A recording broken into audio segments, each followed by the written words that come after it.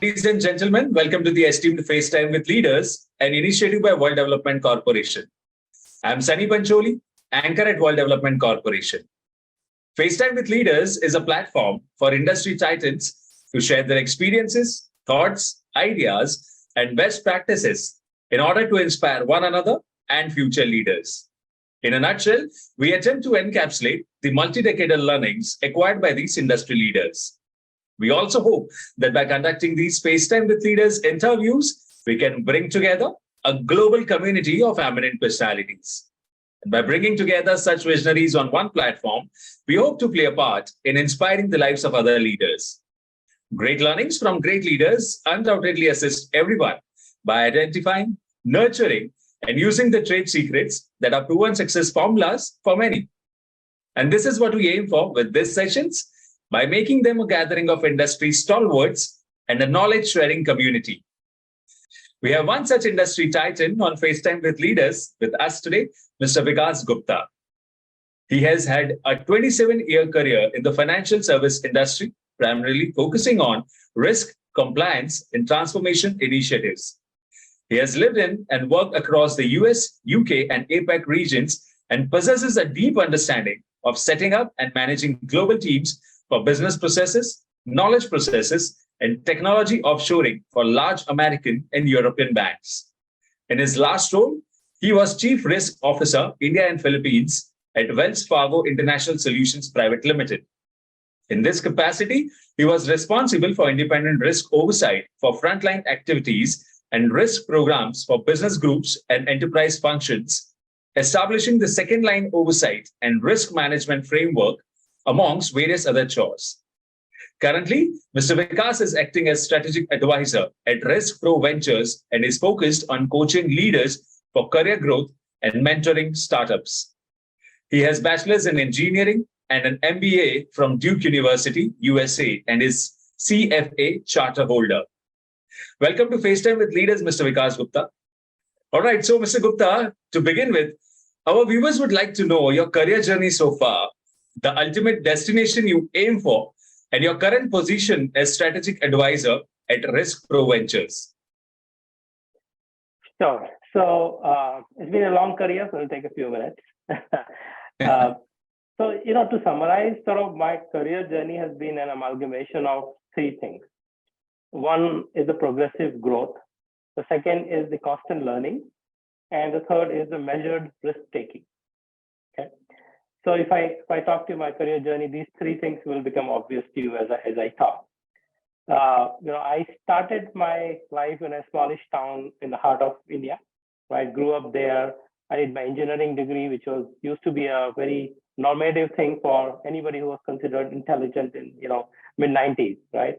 After that, I did a couple of stunts, took a job in India, but very soon I left India for what seemed like greener pastures at that time, right? So I did a brief stunt in Singapore and London, and then I ended up being in the US. And most of my working career was established in the US, right? I lived there for about 14 years.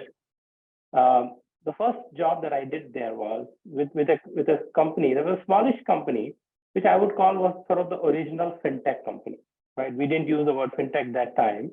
But this company was into developing, mission critical softwares for payments and settlement in the banking industry. So, I being an engineer started as being a software developer, then became a business analyst, became a product manager, pretty much built a very, very niche settlement risk product. And then I was deploying it to large clients like, Bank of America, you name any large banks in the world, and we were doing that, right? So that actually sparked a lot of my interest in the banking industry. After that, I ended up taking a job with Bank of America, who was one of my clients in the prior role. And that is where sort of my formal journey in banking industry started, right? In Bank of America, I had sort of two roles. First, I was, leading the capital markets risk technology team, where we were working on a very large database of risk management and finance parameters. And then the second role was more when I moved from technology into the business, which was into the risk management. So that was more a hands-on quantitative risk analysis, measurement, monitoring, reporting. around that time, I also kind of, understood that I had one gap in my professional skill that I needed to fill. And that gap was a formal education in finance and banking. So I was an engineer, right? So that's when I decided to invest in my career.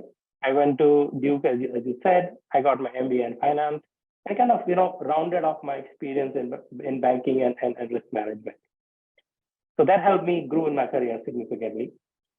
After that, I worked for a very large asset management company in Boston called Wellington Management, where my role was basically a product manager role. And I learned sort of the tricks and trades of the investment management, hedge fund, and things like that. So that actually gave me a very good understanding of what the financial markets are, how the industries work, how the buy side and the sell side works. So kind of made me a very rounded person, right? Around this time, I had also started my sort of management journey. I started managing people, smallish teams in the US and a bit in the UK. In 2010, I decided to make a move back to India. Okay, and that actually changed the course of my career, and I'll talk about that in later. But when I came back, I ended up in Gurgaon, in Haryana. I was with a bank called Royal Bank of Scotland, and I set up their risk management function for that bank in India, which was a very, very hugely successful and very good learning opportunity for me. And that kind of catapulted my career from being a mid-level manager into a senior leader in banking industry. Around 5 years when I was there, that really changed the course of my career, I have to say. Okay?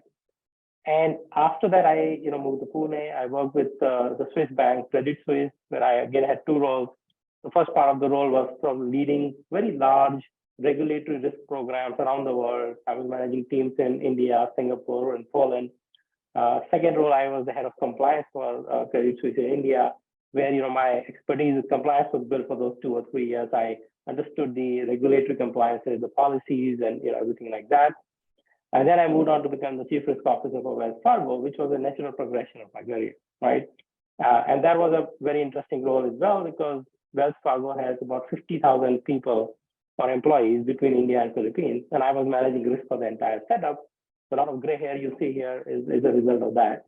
And after 27 years, I decided that I want to kind of do something different. So in May of this year, I decided to leave the MNC world. And I'm focusing on kind of 2-3 things. As you said, Risk Pro, is one of the sort of small risk consulting company. I'm advising them to grow their practice. But my interests are basically threefold. Okay, the first part of my interest is to make sure that I can create a broader impact with my knowledge and experience. Second is pursue my passion for teaching, coaching, and mentoring. And I'm actually not only coaching the people who work with me, but also I'm a professional mentor to many people through LinkedIn and some platforms like that, helping them grow in their career. I've also taken on some teaching, so I am a visiting professor at the Flame University in Pune. And thirdly, I definitely want to leverage my experience by working as part of the company boards, and help them and support them in the areas of risk management, compliance, corporate governance. Because I feel, that's what I can do to make the biggest impact. So still learning, still very busy, and, in a different phase of career right now. Okay. So, Mr. Vikas, that was an excellent start to this interview, and it's an honor to interact with someone who exudes such a strong corporate personality. So, continuing our conversation, we would like to know, what do you regard as the best decision in your life that has led you to the career path that you have chosen? Right. So, see, my life and my career has always been about being flexible, taking risks, being willing to change, right? And there are many decisions that have led to this. Some of you probably you already caught in the previous, thing that I talked. But I'll talk about a particular thing, which is where I was in the US for 14 years. I had a pretty good career, right? And I lived there 14 years. And then in 2010, I decided to make a move back to India, right? And that was, very interesting move because it's not easy to come back to India after living in the Western world, and especially at that time, right? India has obviously changed largely for better. But at that time, it was harder, right? There was a big difference between the corporate practices, the work culture, sort of the way India works, right? But I decided to do that, one for personal reason, but the second, I believe that the real professional growth is going to happen in countries like India and China. I can get much larger roles, much bigger roles, make a bigger impact, as probably evident as I spoke. Along with that, the decision I took was to join Royal Bank of Scotland. Okay. Now, RBS was a company which, right after the credit crisis in 2008 and 9, had gone through a very tough time. They were on the verge of bankruptcy, and the British government bailed them out. Okay. So when I told my friends and family that I'm going to go back to India, and I'm going to join this bank, RBS, people thought I am going crazy. The thing was, why would you go back to India first? And second, you join a bank that was almost on the verge of bankruptcy, right? Why would you do that? I had my own logic. And my logic was, because this bank has gone through such tough time, the British regulators and government had asked them to focus on two important things. One was strengthening the risk management practice, because all the problems they had is because of poor risk management. And second, they need to save cost, right? And both of these things can be achieved if you have a very strong functioning risk management function based in India, right? That was sort of the logic that I used, right? So I ended up, in summer of 2010, I ended up going back to India. And I still remember that I was taken to a top floor of an empty top floor of a building by my boss, who said, that's your floor and that's your office at the corner. I said, where is the team, right? And he said, you have to set the team. There was absolutely nobody. I was first employee in that function. And imagine, Sunny, this was my almost first time ever working in India, right? Coming back and having to do this. It was a big challenge, and I started small and we started building, hired the right people, and kind of went through that. And 4.5 years later, we hired about 600 people, created one of the strongest risk management functions that any bank had at that time. And it was very, moment of a lot of pride for me. So, it taught me a lot of things. It kind of catapulted myself as a senior leader to be reckoned with. And it gave me a lot more confidence in terms of what I can do, right? So that was truly a career-changing kind of a decision. Now, in the hindsight, it looks great, right? But the decision could have gone the other way around. But I'm a risk taker. And I always believe that, you take the right risk, you take the accountability of that, and you will succeed eventually. So this is sort of how I have always operated in my career, and more often than not, it has worked for me. Amazing, Mr. Vikas. So building on that, could you please let our viewers know which of your functions have you found the most challenging one and which one the most enjoyable?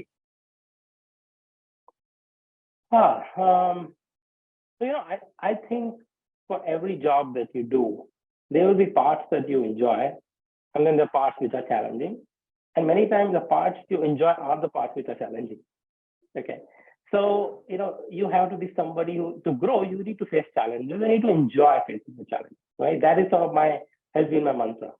I am a problem solver. I always love to find problems that I can solve because that's my value. So if you talk about sort of what things, I enjoyed and what challenging, I'll probably say three things. And I will talk to you about all three things in the capacity of both challenging and enjoying. Okay. The first, probably an obvious one, is risk management, right? Because, in banking industry specifically, but any industry, anytime you want to make progress, you want to grow, you take a risk. So taking the right risk and managing it effectively has to be part of your DNA, right? Your corporate DNA. So, risk management came naturally to me, but I really, really enjoy every aspect of risk management. Now, why do I enjoy it? Because to be a good risk manager, you need to be, comfortable with numbers and data and facts, which I always enjoy because I'm a very logical person. Second, you need to have a very analytical bent of mind so that you can understand, make sense, derive interpretations and observations, right? Which gives you a lot of intellectual thinking around that. But that's the intellectual part. But to make anything happen in risk management, you have to be equally, a people's person. So you have to be able to convince people, influence them, negotiate with them, and make them do things that you want them to do so the risk can be improved, right? And that is the hardest and the most challenging part of risk management. It is not the models, it's not the data, it's not risk management framework. It is actually, influencing, negotiating, convincing, and making sure that the people who are accountable to manage risk are actually doing it properly, right? So that makes it very interesting and very challenging. Second thing I would say is change management. It's a cliche, right? But I'm a big believer. Change is the only constant. Whether it's technology change, regulatory change, economical change, political change is all around you, right? And to be successful in a corporate kind of world, you need to embrace change, you need to drive change, and you need to thrive with change. So I have, again, always been a very, very big proponent of change. I have always been, very comfortable with the change. I like working with ambiguity. I like working with confusion, and I love to bring clarity, right? So that is a real good part. But again, it can be one of the most challenging things because no matter what change it is, there will be, and there always is, inherent resistance to change, right? Sometimes from very senior people, including the boards and the senior managers. So how do you influence them? How do you make sure that they can adopt the change, they can be behind you, and they can actually lead by example to make the change happen, right? That is the hardest part of change. And any company that has to grow has to be changing all the time. So that is very, very important. And the third aspect is around people management. I mean, I love people, managing people, working with people, being in the team. I'm a people person. I like building relationships. But again, it's a hard job when you have large teams. You have to make sure that you balance sort of the emotional quotient with performance and with growth, and not get swayed on one side, right? So working with people and making sure, but that's the only way you succeed. You only succeed, and I have succeeded because of the people who have worked for me and with me. So these are the areas that I think I've always learned. All right. Amazing. Okay, so let's move ahead and let's talk something about ESG and corporate governance. So here is my next for you. What has kindled your interest in ESG and corporate governance? Right. So, I have always been, enjoying working in the areas where changes are happening and I'm adding value. Okay. And I feel, CSR, as used to be earlier, right? CSR used to be an integral part of, many organizations for many years now. And I have been fortunate enough to actually lead and drive some of the CSR initiatives for some large companies. But one of the things in the pre-ESG era was the CSR seemed like a side activity, right? It was more something that the companies would do because A, they had to look good, and B, they had to comply with some rules that the government has put in, right? But ESG and its induction into the corporate world has made sure that people have started to think about the larger set of stakeholders, not just your consumers, not just your suppliers, not just your employees, not just your shareholders, but larger communities at large, right? They have to be an impact to your business, has to be understood as part of your business strategy, right? So ESG has brought CSR and all ethics and environmental and the governance to the forefront and to the mainstream. And that makes it exciting because now, you do impact investing. You look at your business strategy in line with how it will impact the climate, how it will impact your ethical behavior, how it will impact the governance. And that makes it a very holistic picture, right? And again, in many parts of the ESG are risk management. Environmental is linked to climate risk management, right? Ethics is obviously linked to your conduct risk management. So it's a very natural thing for me, and I've seen that evolution, and I'm actually getting very, very interested in ESG. I'm actually getting a certification on that to update myself onto that. Corporate governance, that's a given, right? And again, having to know what's going on in your company. A board cannot function without having an effective corporate governance. It's just not possible, right? If you don't have the right committees, if you don't have the right KMPs, and you don't have the right independent and non-executive director to challenge you, it's just not possible for boards to work because it's a complex world. Things are changing and people have to be kept honest and board needs to be informed. So, I mean, these are the areas where I feel there's a lot more work to be done, but I'm pretty excited and I'm hoping that I'll be able to contribute to that, the journey. Rightly said, Mr. Gupta. So before we conclude our discussion on corporate governance and ESG, I would like to know, as an ESG and corporate governance expert, what values do you bring to the table? I think, as I said, sort of three things that I mentioned earlier: risk management, change management, and people management, right? Being my core strength. I think they form the heart of ESG. Okay? Understanding different stakeholders, understanding the impact on them, working with them, making sure that impact to them is understood, explained, and and measured is naturally aligned to my risk management skills. Okay. And also because, as I said, climate change risk, conduct risk, these are the risk topics which I obviously have developed some level of expertise. So as an ESG person, you need to be aware of all of these topics. And at the same time, ESG is not an isolated topic. It has to be seen with the profitability of the company when your other aspect of financial risk management comes in, right? And other things. Now, the other aspect, which is also linked to corporate governance, is around regulation. So over the years, I have been working with a lot of regulators around different countries. I understand sort of, what regulators want in many cases. I am able to understand and decipher the circulars of an RBI or a SEBI or a US Federal Reserve Bank to make sure that companies understand what they need to comply with, right? And corporate governance with Companies Act in India and elsewhere, it is an important vehicle. So this is the way you set up the right policies, you set up the right committees, the right governance to make it happen, right? So, I believe my career has naturally been amalgamating all these skill sets, which lead myself very, very nicely to kind of contributing to ESG and corporate governance space, and that has developed a lot of my interest as well. And lastly, through the program, I'm a certified independent director now, right, with World Development Institute helping me. That has also helped me gain a lot of insight on the theoretical aspect of Companies Act of India and LODR and all, which is also a skill set which I have practically, but theoretically also now I have. So I feel now I'm in a very good shape to kind of contribute to those things. Okay, that was really insightful of you, Mr. Gupta. So let's move ahead. And my next is on technology, since it has become an integral part of our lives now. So I would like to ask you, what are some of the most remarkable changes you have seen in your field with changes in technology? That is part A.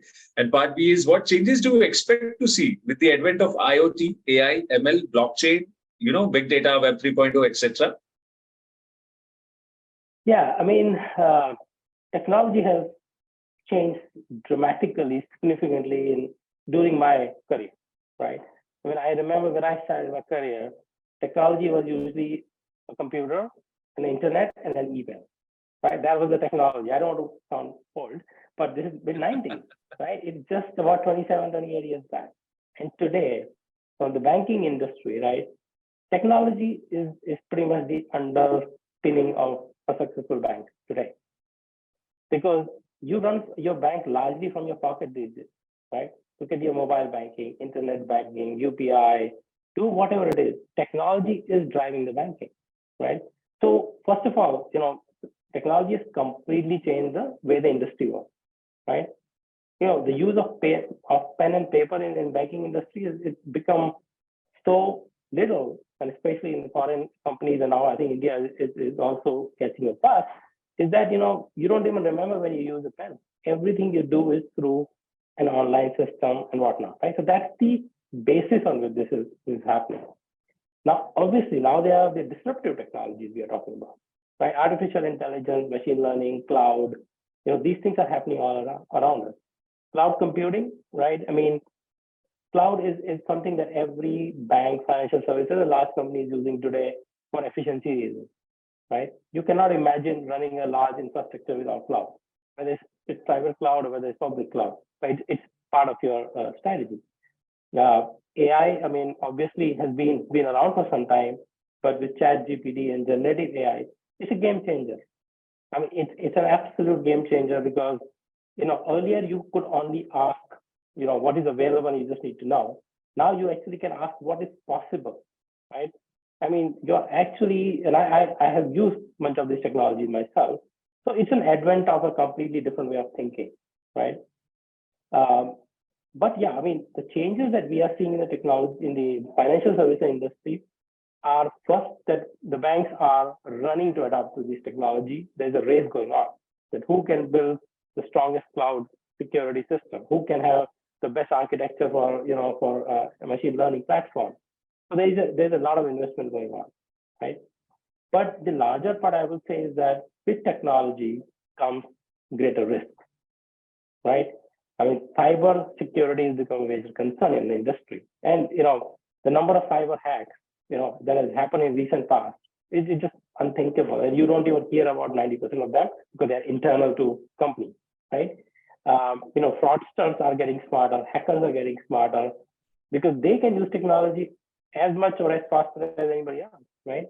So cyber security, the information security, all fraud detection, they are becoming sort of the areas that banks have to focus a lot on.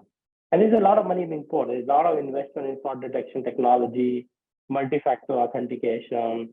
There are a lot of such technology, blockchain, right? Blockchain again as a decentralized sort of ledger, distributed ledger technology is being looked at for preventing fraud, right? So what I see is that there's a lot of action happening, and there's a lot of need to adopt to technology because that's inevitable. But what is very important is to have sort of the counter side of that understood well and have the right risk management, right controls in place. Because if you go too fast on adoption without having that, then you're exposing yourself, right? And many companies have burned themselves too. But I think, that is again comes part of people like me to advise the people in the right way to say, hey, what technology security, technology risk, have you thought about resiliency of technology? There's so many things that you need to think about. It's making it more complex. And last but not the least, the regulators are also looking at, especially in the banking industry, looking at technology as a big lever, but as a big risk. So the requirements for compliances have also increased, right? I mean, data privacy laws, as you know, India is right on the verge of tabling it and getting a data privacy law, right? I mean, it is called data privacy, but it's linked to technology because the data is stored on cloud. People are connecting our data. There's a lot of big data available. So, it's all an intermingled approach of technology, regulation, risk management, control. But that's the future. I mean, you cannot avoid it. You have to get on with that. The next few years is going to be very exciting. Rightly said, Mr. Gupta. So this brings us to the last question of the session. And here it is. We are building a community of industry magnates. The move is meant for cross-pollination of knowledge and building a knowledge-sharing community of corporate giants and industry experts. So what are your thoughts about these initiatives taken by Mr. Zishan, Mr. Heval Mehta, and the whole team of World Development Corporation? Well, I mean, I will start by congratulating and thanking Mr. Mehta, Mr. Pathan, and all of you, right? Because I think, this kind of a platform is a need of the hour, right? I mean, today the businesses and the economies are very interconnected. If you come from a banking industry, it doesn't mean that somebody doing something else in manufacturing industry has nothing to do with you, right? If you do some work in sort of western part of India, it doesn't mean that people coming from south of India have nothing to do, or even more, right? I mean, I come more from the Western background, MNC background, and the impact you can have it on the Indian companies. It's all interrelated, right? So having a platform where you could share ideas, you can cross-pollinate your experiences, and kind of just learn from each other is extremely, extremely useful. I definitely thank World Development Corporation for that. And I have already learned a lot of things, and I am hoping I'll be associated with you guys for a while. So great platform, and thank you for doing it. Amazing. It was fantastic conversing with you. And I'm confident that your insights will inspire the future leaders. So thank you so much, Mr. Vikas Gupta, for joining us today. Wish you the best for your future endeavors. Moreover, trust that this initiative by Directors Institute has unquestionably expanded the participants' understanding and enriched their minds. I hope that, and it was great being here, and thank you for having me.